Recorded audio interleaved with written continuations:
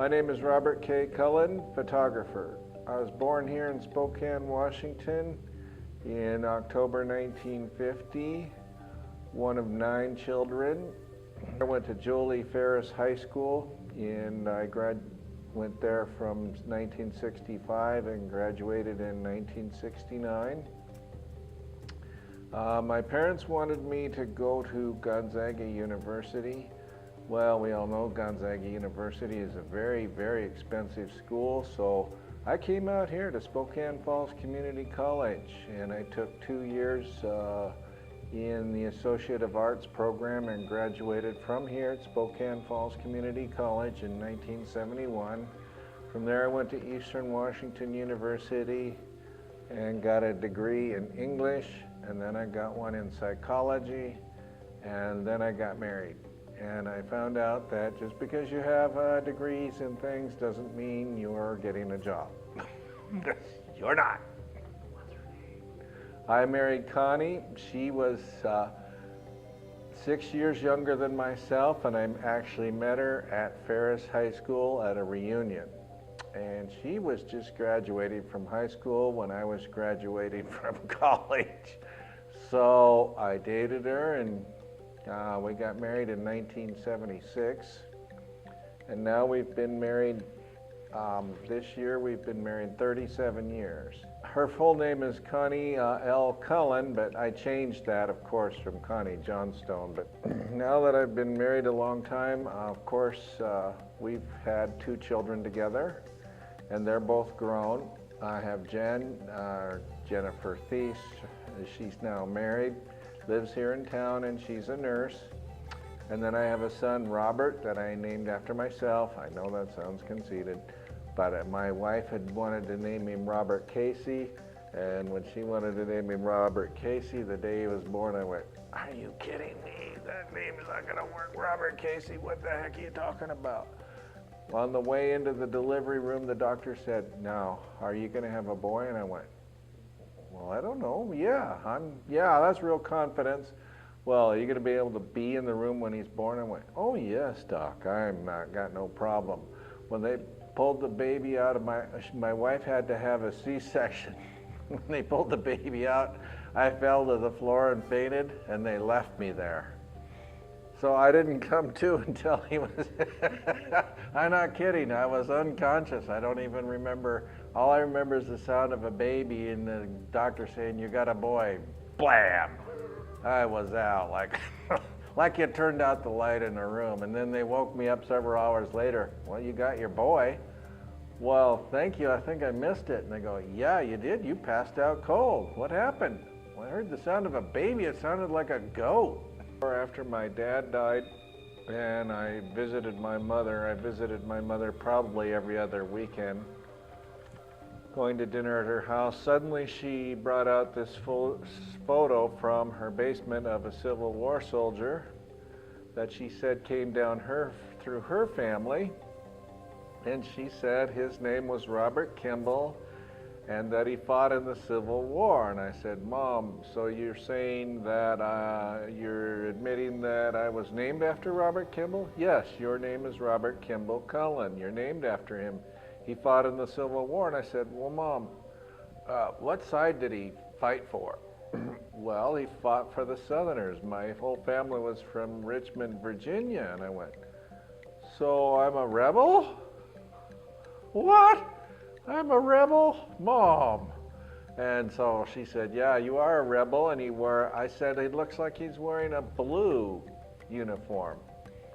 And she said, "No, he fought for the Southerners, the brigade from South Carolina that wore blue coats and blue hats."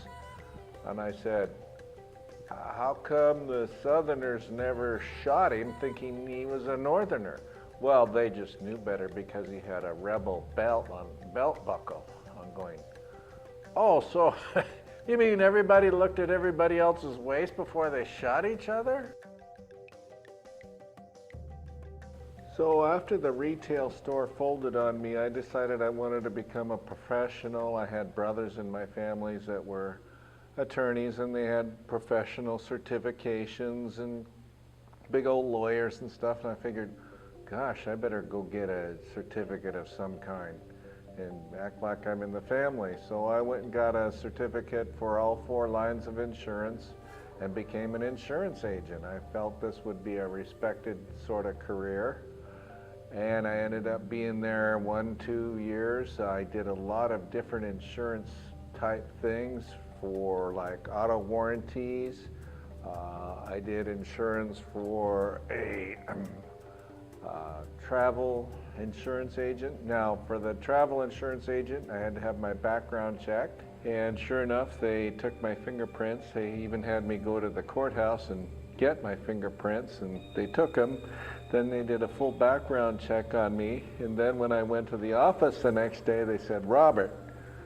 "Yeah." I said, "We can't find a background on you." I go, "What do you mean?"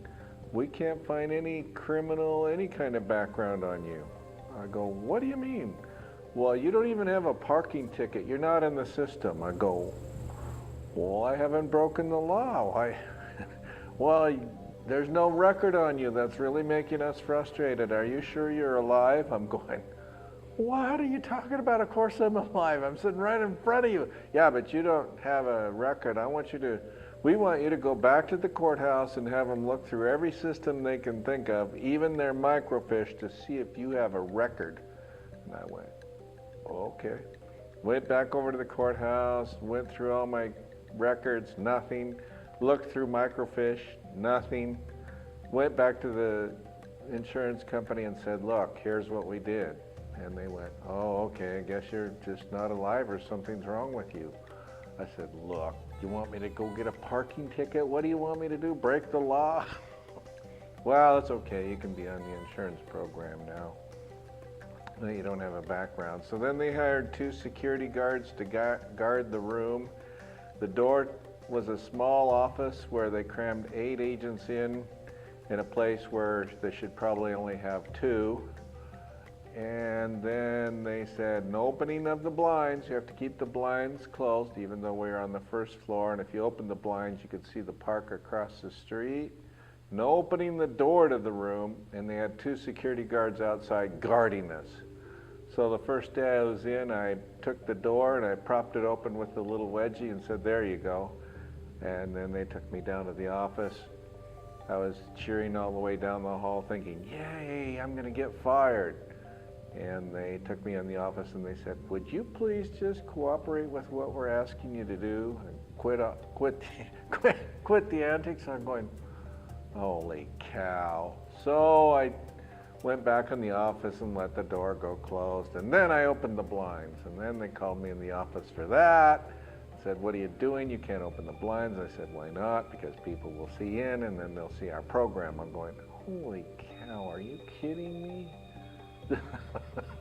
You gotta be kidding me. "No, we're not kidding. We don't want anybody looking in the windows." Well, I think it's more like you don't want us looking out the window. So got back into that, did that for 2 years, and finally they decided half of us would be laid off and they were going to be drawing straws. So I waited and waited. They drew straws. I knew they were going to draw my name.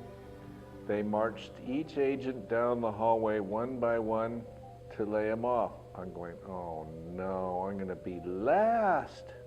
They'll call me in the office last. And sure enough, last out of 29 people they were laying off. I'm going, holy cow, you've been paying me for the last 3 hours to sit here knowing I'm going to get laid off. So I went through all your screens and copied them. They said, no, you didn't. Yeah, I did. I copied them onto a flash drive and I'm going to release them to the general public, just like a spy. And they go, you have no such flash drive. I go, yes, I do.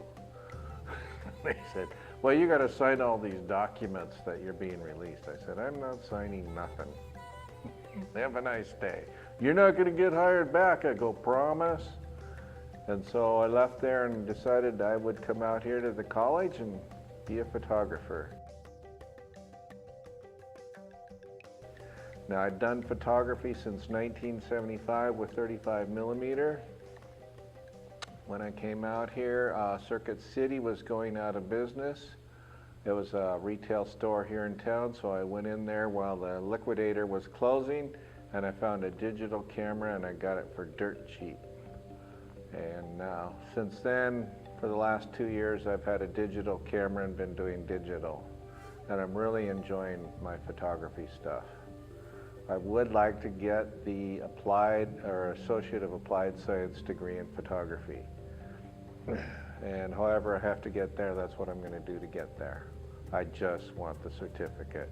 I don't care how good my photography is. I don't care anything about that. All I care about is that certificate. Thank you. Now, I like nature and landscape photography the best. Rivers, streams, trees, parks, nature trails, you name it, I like to photograph it. I do like to photograph people. If I do that as a business, it'll be landscape portraiture where people are at the park or the waterfall or maybe even at the dam. I photographed a wedding last summer where people were at Grand Coulee Dam. That's the kind of portraits I like to do where people are outside. I would shoot some landscape portraits inside if it was a place like McDonald's, inside the restaurant, or maybe the library. I did a series of photographs this fall at the library using the lights with the books and the bookcases as backdrop. That's the kind of portraits I want to do. I don't really want to have my own studio. I like to photograph people where they are, not where I am.